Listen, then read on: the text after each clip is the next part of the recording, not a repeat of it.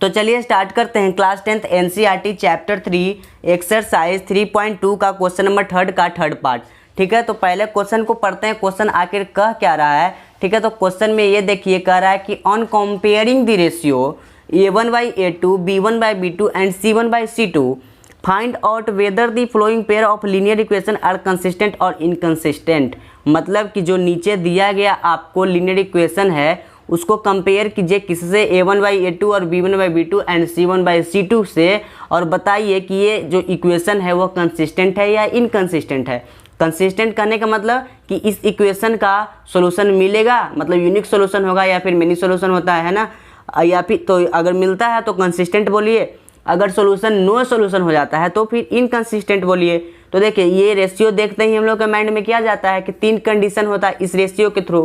कौन कौन सा होता है? पहला तो होता है कि a1/a2 इक्वल नॉट b1/b2 होता है, मतलब कि a1/a2 b1/b2 की इक्वल नहीं होता है, तो उसमें हम लोग बोलते हैं कि इसका लाइन इंटरसेक्ट करता है। ठीक है, तो जब लाइन इंटरसेक्ट करता है तो इसका यूनिक सॉल्यूशन होता है, तो जब सॉल्यूशन मिल गया तो उसको कंसिस्टेंट बोलेंगे। ठीक है, अब आगे आइए, a1/a2 equal to b1/b2 equal to c1/c2, मतलब कि ये जब तीनों आपस में इक्वल होता है, ठीक है, तो हम लोग क्या बोलते हैं कि ये कोइंसिडेंट लाइन बनाता है। कैसा लाइन बनाता है? कोइंसिडेंट। ठीक है, जब कोइंसिडेंट लाइन बनाता है तो मेनी सॉल्यूशन मिलता है, तो जब सॉल्यूशन मिल ही गया तो इसको कंसिस्टेंट बोलेंगे। ठीक है, अब आगे बढ़िए, अब आगे होता है एक कंडीशन लास्ट कि a1/a2 equal to b1/b2 is not equal to c1/c2। तो जब इस तरह का कंडीशन आता है कि a1/a2 इक्वल है b1/b2 के और c1/c2 के इक्वल नहीं है, तो इस समय हम लोग क्या बोलते हैं, इस कंडीशन में क्या बोलते हैं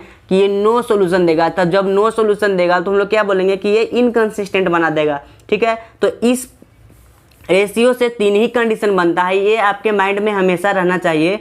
तो देखना है कि ये तीनों रेशियो में से कौन सा रेशियो ये गिवन इक्वेशन से आता है। ठीक है, तो देखिए इक्वेशन हमारा ये है फर्स्ट इक्वेशन और ये है हमारा सेकेंड इक्वेशन। ठीक है, तो ये लाइन हम क्यों बनाया है? क्योंकि इस इक्वेशन में कुछ हमको सॉल्यूशन करना है, कुछ सिंप्लीफिकेशन करना है। कैसे करेंगे? देखिए ये आपको फ्रैक्शन के रूप में दिख रहा है। ठीक है, तो इसको क्या करना है कि सबसे पहले सोल्व करना है। ठीक है, तो एलसीएम ले लेते हैं। ठीक है, तो 3 दूनी का 6 एलसीएम हुआ, 2 तिया 6 यानी कि 3 3 जा 9x, ये करना आता है आपको। ठीक है, हम हिंदी में पहाड़ा पढ़ के, हिंदी में टेबल पढ़ के जल्दी जल्दी कर लेते हैं। 3 दूनी का 6 अब 5 दूनी का 10 बाई इक्वल टू 7। अब इसको क्या करेंगे? क्रॉस मल्टीप्लीकेशन, तो 9x plus 10 by equal to 42।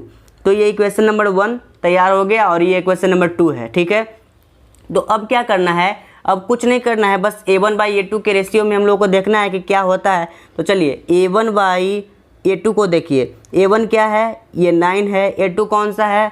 ये 9 है। तो चलिए a1 को लिखिए 9/a2 को क्या लिखेंगे? 9। ठीक है, अब आगे बढ़ते हैं, b1 को क्या लिखेंगे?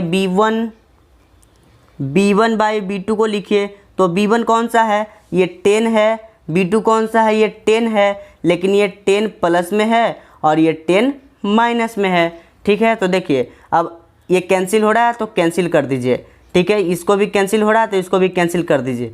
ठीक है, लेकिन हम क्या देख रहे हैं कि a1/a2 क्या है? प्लस का 1 आ रहा है। ठीक है, लेकिन b1/b2 क्या हो रहा है कि ये माइनस में 1 दे रहा है। ठीक है, तो आप देखिए कि a1/a2 1 है और b1/b2 -1 है, क्या ये दोनों आपस में इक्वल है? नहीं है। तो जब इक्वल नहीं है तो क्या लिखेंगे कि ये कौन सा कंडीशन आ गया? a1/a2 is not equal to b1/b2, यही कंडीशन आया ना। तो जब ये कंडीशन होता है तो हम लोग क्या बोलते हैं कि जब ये कंडीशन हो जाता है तो हम लोग बोलते हैं कि ये यूनिक सॉल्यूशन होगा, मतलब इसका लाइन कैसे करेगा? इंटरसेक्ट करेगा, तो ये यूनिक सॉल्यूशन देता है। तो यूनिक सॉल्यूशन वाले को क्या बोलते हैं? कंसिस्टेंट बोलते हैं, मतलब ये कंसिस्ट करेगा, कंसिस्टेंट। बस आंसर हो गया। तो चलिए उम्मीद करते हैं कि वीडियो पसंद आया होगा। अगर वीडियो पसंद आया तो प्लीज़ चैनल को सब्सक्राइब कीजिएगा, वीडियो को लाइक कीजिएगा, अपने दोस्तों में शेयर कीजिएगा। Thank you.